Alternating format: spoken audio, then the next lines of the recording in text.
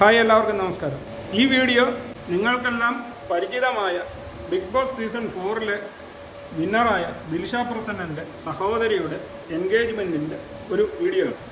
അന്ന് ദിൽഷയുടെ big boss ഫൈനലും അതിനുശേഷമുള്ള വിവാദവും ഒക്കെ കത്തി നടന്നപ്പോൾ നമ്മൾ ഈ പേര് ധാരാളം കേട്ടിട്ടുണ്ട്. അന്ന് ദിൽഷയോടൊപ്പവും അത് കഴിഞ്ഞുള്ള വീഡിയോകളിലുമൊക്കെ ശിഖ പ്രസന്നനും എത്തിയിട്ടുണ്ടായിരുന്നു.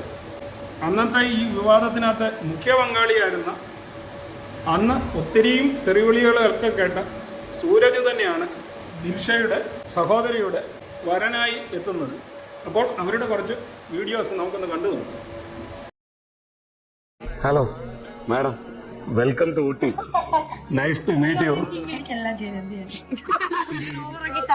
ഹായ്, ഇന്ന് നമുക്കൊരു ഗസ്റ്റ് ഉണ്ട്. നമ്മുടെ ദിലുവിന്റെ എൻഗേജ്മെന്റ് ഇല്ല, ദിലുവിന്റെ സിസ്റ്ററിന്റെ എൻഗേജ്മെന്റ് ആണ്.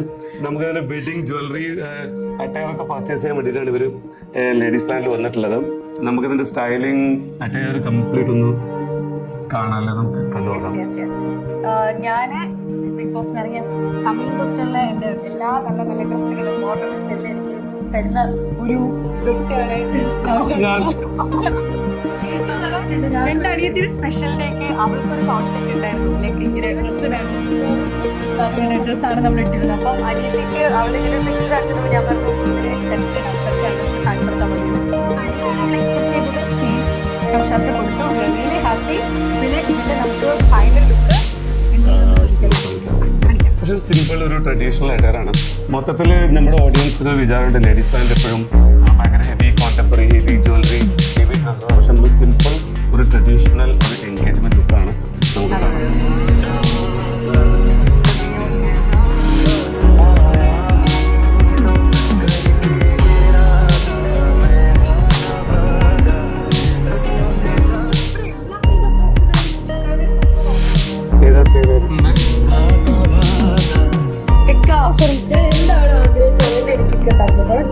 Thank you.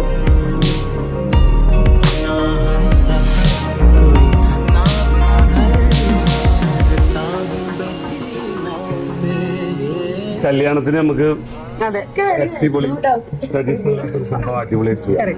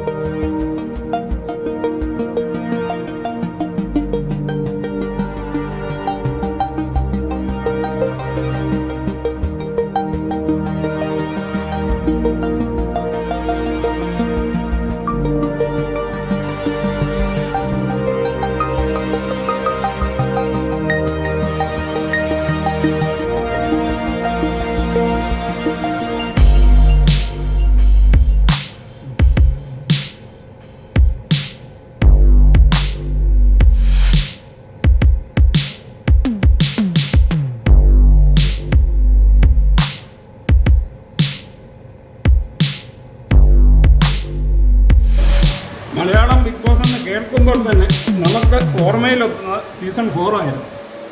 അന്ന് അതിൽ ഏറ്റവും കൂടുതൽ ഞാൻ ഇഷ്ടപ്പെട്ടിരുന്ന ഒരു വ്യക്തിയുമായിരുന്നു ദിൽഷ പ്രസന്ന. അപ്പോൾ ദിൽഷയുടെ സഹോദരിയുടെ ഈ വിവാഹത്തിൻ്റെ എൻഗേജ്മെൻറ്റിൻ്റെ ആശംസകൾ നേർന്നുകൊണ്ട് ഈ വീഡിയോ തൽക്കാലം ഞാനിവിടെ നിർത്തുകയാണ്. വീണ്ടും അടുത്തൊരു വീഡിയോയുമായി കാണാം. അതുവരെ നിങ്ങൾക്കെല്ലാവർക്കും ഗുഡ് ബൈ.